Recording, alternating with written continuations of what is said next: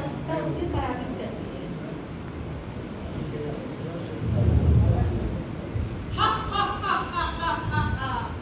मैं कैंसर हूँ, मैं बहुत खतरनाक बीमारी। पिछले साल भारत में मैंने 12 लाख लोगों का खत्म कर दिया था। और अगर लोग जागरूक नहीं हुए ना, तो इसका संख्या और भी बढ़ सकता है। मैं और भी लोगों का खात्मा कर दूंगा। अरे मेरे सैनिकों, कहाँ गए तुम सब लोग? तुम लोगों की वजह से ही तो मेरा बिस्तर दिन प्रतिदिन बढ़ते ही जा रहा है। जय हो महाराज, हम आपके हुक्म में हाजिर हैं। महाराज, मेरा एकमात्र मकसद है आपके नाम और आपके साम्राज्य को बढ़ाना। महाराज, हमें आपके साथ काम कर कर बहुत खुशी मिलती है। महाराज, हम लोग पूरी निष्ठा और मन लगा के आपके लिए काम कर रहे हैं महाराज। बहुत अच्छा, बहुत अच्छा। तुम लोग बहुत अच्छा काम कर रहे हो। लेकिन अब समय आ गया है एक नया टारगेट का। तुम लोगों का टारगेट अभी होना चाहिए युवा नौजवानों। इन लोगों को ऐसा मोहित करो कि वो तुम्हारे जाल में फंस जाए। तब जाके उनका भविष्य मेरे पंजे में होगा।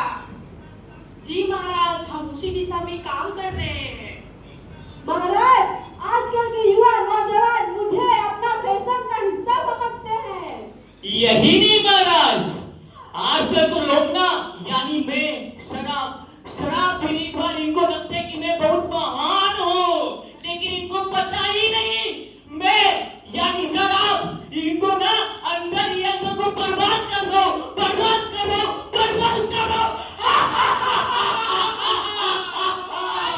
यही तो उनकी सबसे बड़ी भूल है, जो उसे कैंसर जैसी गंभीर बीमारी की ओर धकेलते ही जा रहा है। तुम लोग भारत में बहुत अच्छा काम कर रहे हो, ऐसे ही लगे रहो। महाराज, मैं आपको कुछ बातें बताना चाहता हूँ। महाराज, भारत में हमें बहुत लोगों से बहुत तरह तरह की मदद मिलती है महाराज। अच्छा, वो कैसे? महाराज, आजकल के युवा नौजवान प्रसिद्ध लोगों की जैसा बनना चाहते हैं। महाराज, वो अपने डोमो भी देखे, डोमो उसमें शाहरुख खान कैसे सिगरेट फूकते हैं, बस उसी को देख के लोग अपने आप को कूल समझते हैं। और महाराज, एक बात बताऊं आपको, बड़े-बड़े फिल्मी स्टार मेरा बर्दाश्त करते हैं और वही देख के ना महाराज पश्चिमी फिल्म पीते हैं, यानी हम लोग कहते हैं। और वही नहीं महाराज, आज तक पेरेंट्स हो पश्चिम के सामने दारू पीते हैं, यानी एक और दिन ये लोग कभी नहीं करने वाले महाराज, अगर पी रहे हैं। बहुत अच्छा, ऐसे ही लगे रहो तुम लोग। और महाराज, बड़े बड़े टीवी कलाकार बहुत सारे आकर्षक नारे लगाते हैं, जैसे अजय देवगन, बोलो जुबा केसरी। अच्छा, बहुत अच्छा। मैं बहुत खुश हुई। महाराज, अब मैं आपको उस इंसान से मिलवाना चाहता हूँ जिसके अज्ञानता और अंधविश्वास के कारण हमें भारत में बहुत ज्यादा मदद मिलती है। अच्छा, बुलाओ। इधर आइए, इधर आइए। जय हो महाराज, मैं हूँ अज्ञानता। आइए महाराज, मैं आपको एक सच्ची कहानी दिखाता हूँ। दिखाओ।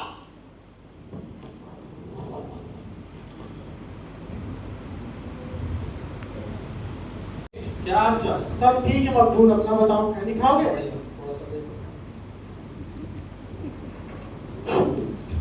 मकबूल, बहुत दिन हो गया दारू पिए, दारू पिलाओगे? चल मैं पिलाता हूँ, लेकिन तू चखना दे। मैं चखना पक्का दूंगा। अरे यार, बहुत दिनों से मेरे मुंह में एक छोटा सा छाला हो गया है, बहुत दर्द करता है, बोलने में बहुत कठिनाई हो रही है। मैं क्या करूँ, कुछ समझ में नहीं आ रहा है। अरे भाई, ये सब कुछ नहीं होता, किसी दुकान से दवा ले ले और ठीक हो जाएगा। ठीक हो जाएगा, सिर्फ नॉर्मल दवाई लेने से ठीक हो जाएगा। कुछ भी ले ले भाई, वो ठीक हो जाएगा, कुछ नहीं है। ठीक है भाई, हाँ ठीक है।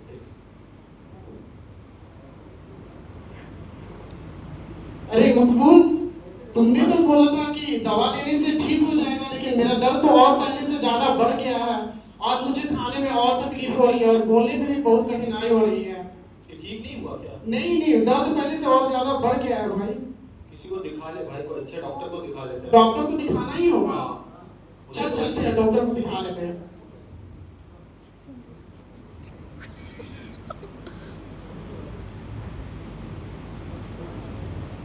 नमस्ते डॉक्टर। नमस्ते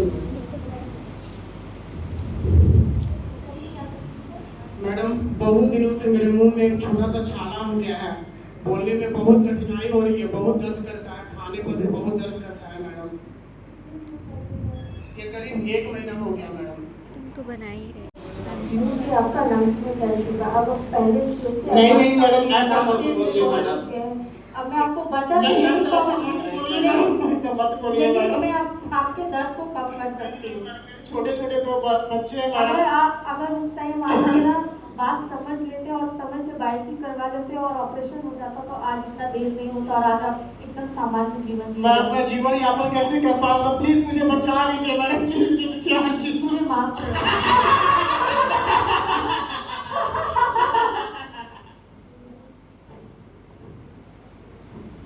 बहुत बढ़िया प्रियंका, बहुत बढ़िया। यही नहीं महाराज, आइए मैं आपको और एक सच्ची कहानी दिखाता हूँ जो कि दो लड़कियों की है।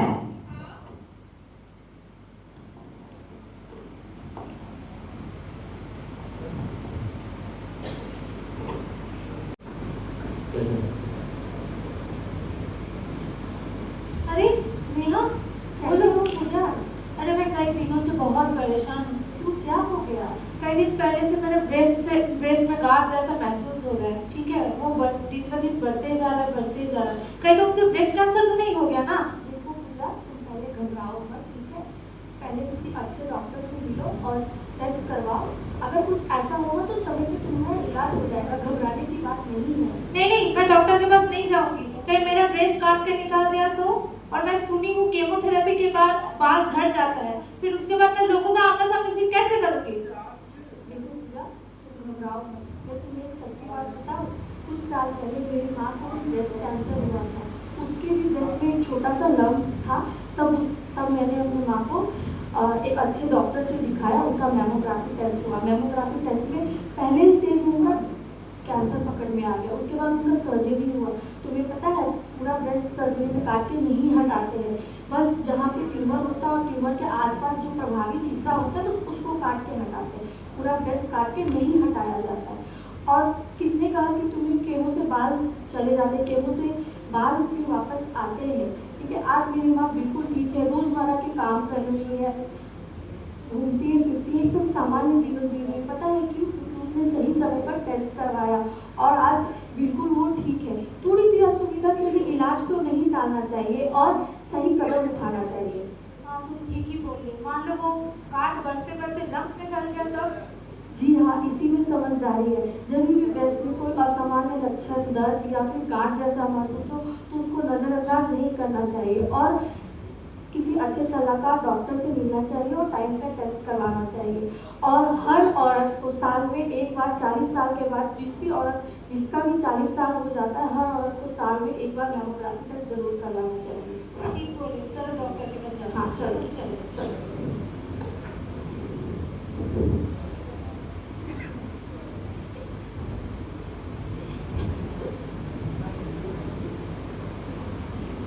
महाराज महाराज एक महाराज आपकी लड़की सब कुछ जानबूझ कर दे महाराज। हम लोग हार जाएंगे महाराज, हम लोग हार जाएंगे महाराज, हम लोग हार जाएंगे। अगर ऐसे ही लोग जागरूक होने लगे और अपना टाइम पर टेस्ट करवाने लगे तो कैंसर हार जाएगा महाराज। ऐसे में हम लोग का 4.5 लाख हो जाएगा। अरे तुम सब महाराज को इतना परेशान क्यों कर रहे हो?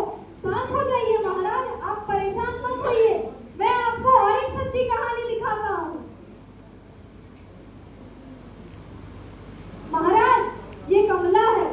ये लोगों के घरों में जा करके झाड़ू पोछा और बर्तन का काम करती है, दूसरों के घरों में खाना बनाती है। कुछ समय पहले इसको भी सर्वाइकल कैंसर हुआ था। बहुत ही कठिनाइयों के बाद से ये रिकवर हो पाई है। आज ये अपने काम पे फिर से लौट रही है महाराज।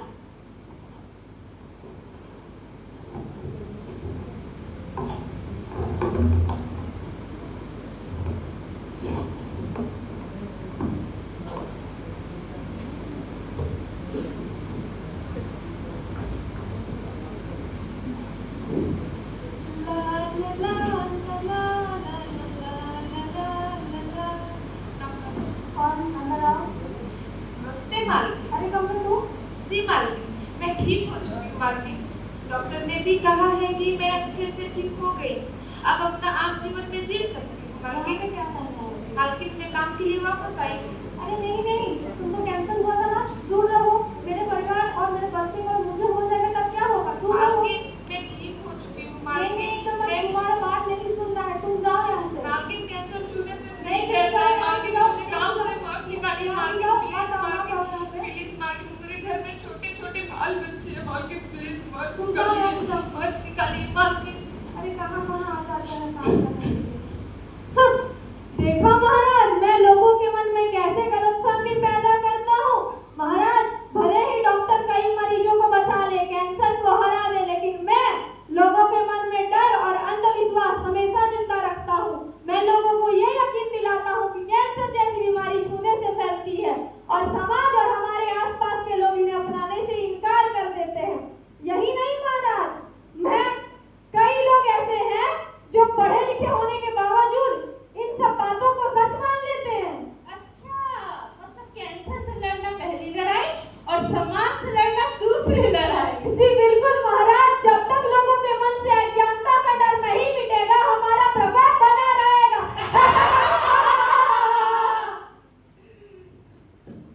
क्या हुआ सिस्टर, तुम क्यों रो रही हो? उठो। तुम क्यों रो रही हो सिस्टर, क्या नाम है तुम्हारा? मेरा कमला नाम है भैया, मुझे सर्वाइकल कैंसर हुआ था, मैं कुछ दिन पहले ठीक हो के आई हूँ, लेकिन मेरे मालकिन ने मुझे काम से निकाल दिया गया है भैया। अच्छा, मुझे भी कुछ साल पहले मुझे भी कैंसर हुआ था। कोई बात नहीं सिस्टर, हम लोग दोनों मिलकर तुम्हारे मालकिन को समझाएंगे। ठीक है भैया। चलो साथ में चलते हैं।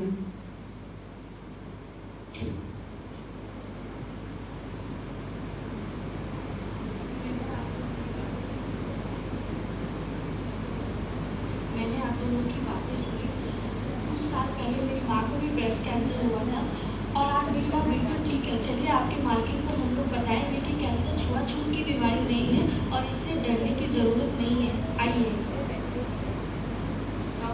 कौन अंदर आओ। मालकिन, मुझे काम पे तुम रख फिर से आ दीजिए गए, ना क्यों आए हो? मालकिन, क्यों मुझे आए? काम की बहुत जरूरत है नहीं, मालकिन। मुझे सुनना ही नहीं, मेरे बच्चे और परिवार को हो जाएगा फिर क्या होगा फिर? नमस्ते मैडम। आप लोग कौन? मैडम मैं भाई हूँ इसका। आप लोग क्यों आए हैं यहाँ पे? मैडम मैं ये बोलने के लिए आया हूँ, आप कमला को काम से क्यों निकाल दिए? अरे मेरे बच्चे को और परिवार को हो जाएगा, आप जिम्मेदारी दीजिएगा। मैडम पहले कैंसर को आप समझिए। कैंसर कोई भेदभाव का कोई विषय नहीं है, या फिर ये एक सभी को फैलने वाला बीमारी, छुआछूत का कोई बीमारी नहीं है मैडम। ये कोई साथ में बैठने से, साथ में खाने से, साथ में घूमने फिरने से फैलने वाला बीमारी नहीं है। इसीलिए आपसे नम्र निवेदन है कि कमला को आप अपने घर पर काम पर रखें मैडम। मेरी बात ही नहीं सुनना है आप लोग। मैडम मेरी बात सुनिए। अगर आप लाइव रिकॉर्डिंग हो रही है, अपने परिवार को कैंसर से बचाना चाहते हैं तो आप नियमित रूप से अपना पैप्सिलर टेस्ट करवाइए, मैमोग्राफी टेस्ट करवाइए। अगर आप चाहते हैं कि आपके पति को कैंसर ना हो तो सबसे पहले आप अपने पति का शराब और गुटखा छुड़वाइए, ठीक है? आपको क्या लगता है कमला के हाथ से बनाए हुए खाने से आपके बच्चे को कैंसर हो जाएगा?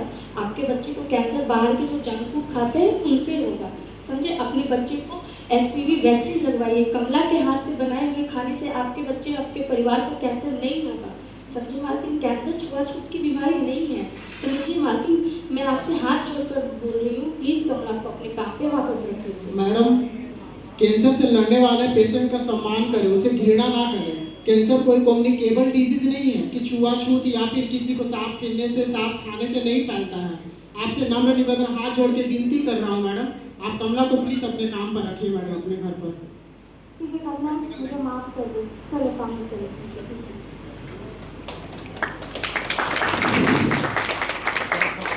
कैंसर सर्वाइवर्स का सम्मान करें, जानकारी बढ़ाइए, भेदभाव मिटाइए। आइए हम सब मिलकर कैंसर को हराएंगे।